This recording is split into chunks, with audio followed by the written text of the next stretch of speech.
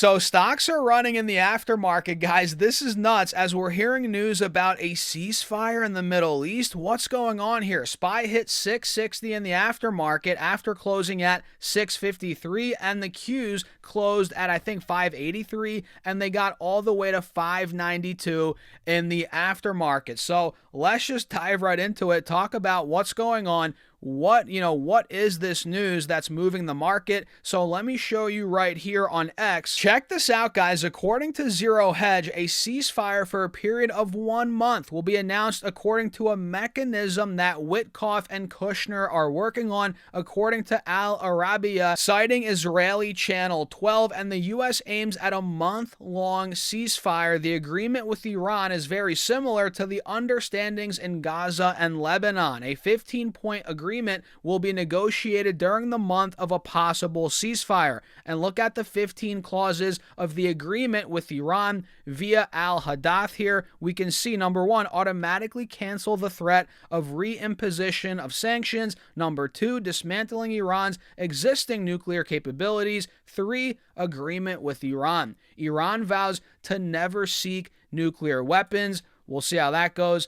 Preventing the enrichment of any nuclear material on Iranian territory. Delivery of enriched uranium to IAEA. Number 6 here, the decommissioning and destroying the sites of Natanz and Isfahan and Fordo. Excuse my, mispronunciation here. But number 7, grant the IAEA full access to all information. Iran abandons proxies approach. That's number 8. 9, stopping funding and arming militias in the region. Number 10, keeping the strait open without any closure. That's obviously key for energy prices, for the price of oil.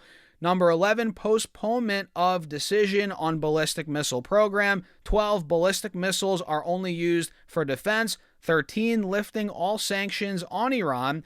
And 14, support for the development of a civilian nuclear program in Bushehr, which I'm butchering that as well probably. And 15, automatically cancel the threat of reimposition of sanctions via Arabiya, citing Israel's Channel 12, and also via Al-Hadath, citing Israel's Channel 12. So pretty much, guys, you can see the original tweet here, I guess. Israeli Channel 12 says a ceasefire for a period of 1 month will be announced according to a mechanism that Witkoff and Kushner are working on. So this is currently making its rounds on X. Obviously, we've seen it from many different sources, and the market is running with this news. Again, like we've said before, once we see the light at the end of the tunnel, and this, it's a sign that we're getting there potentially, the market's going to take that news and run with it, which is why you want to be positioned in certain stocks, cut the noise out. Keep your eyes on the fundamentals, because once this is fully over, once we get the idea that it's about to be over even, as you know, stocks are forward-looking vehicles. They price in what they see with all the available information. Once we get that, these stocks that are beaten up with really no fundamental impact, they're going to rebound like that. They're going to come back like that. And I'm positioning myself for that. So that's the news right here that's pushing the market in the aftermarket here. And who knows if this sticks. If I had to guess, it does maybe give us a green day tomorrow. I feel like that could be the case. We're currently up on the Qs about 0.75% in the aftermarket. And initially we got up almost 1.5%. So I think after having a 0.75% red day today on the Qs, this could potentially spark a rebound tomorrow, no doubt, especially if it's followed by, more commentary from President Trump. Maybe we get some more color around what's going on. That could push this further, in my opinion.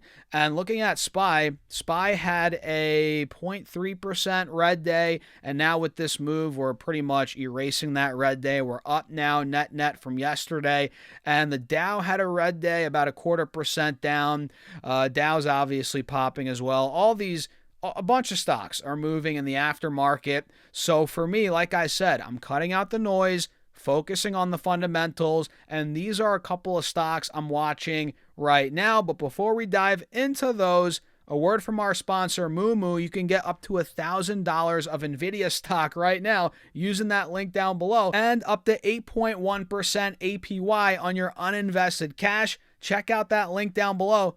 Listen to this. So I've been trading stocks for over a decade, guys, and one of my biggest problems has always been finding a platform that has it all. The clean and simple to use UI, right? All the advanced tools to help my advanced trading, and that's exactly why I've been using Moomoo for years. And what I love about Moomoo is they offer trader-grade platform capabilities that just flat out outpace competitors like Robinhood, in my opinion, by a mile. And again, it's a one-stop shop covering all asset classes from US stocks to international stocks, crypto, options, you name it. And guys, Moomoo's loaded up with features that you would have to pay a lot of money on other platforms to use. I mean, look at all this detail on their shareholders. We have key indicators, all the different financial statements. I mean, look at all this, guys. And you want to know the beautiful thing, guys? You can use Moomoo today as well and get up to 8.1% APY on your uninvested cash and up to $1,000 of Nvidia stock, depending on how much money you deposit onto the platform, simply by using my affiliate link down below. And check out the disclaimer and all the terms and conditions. And now let's continue on. So I'm absolutely smashing the buy button on Micron here. We had another 2% red day today, and this is one of those that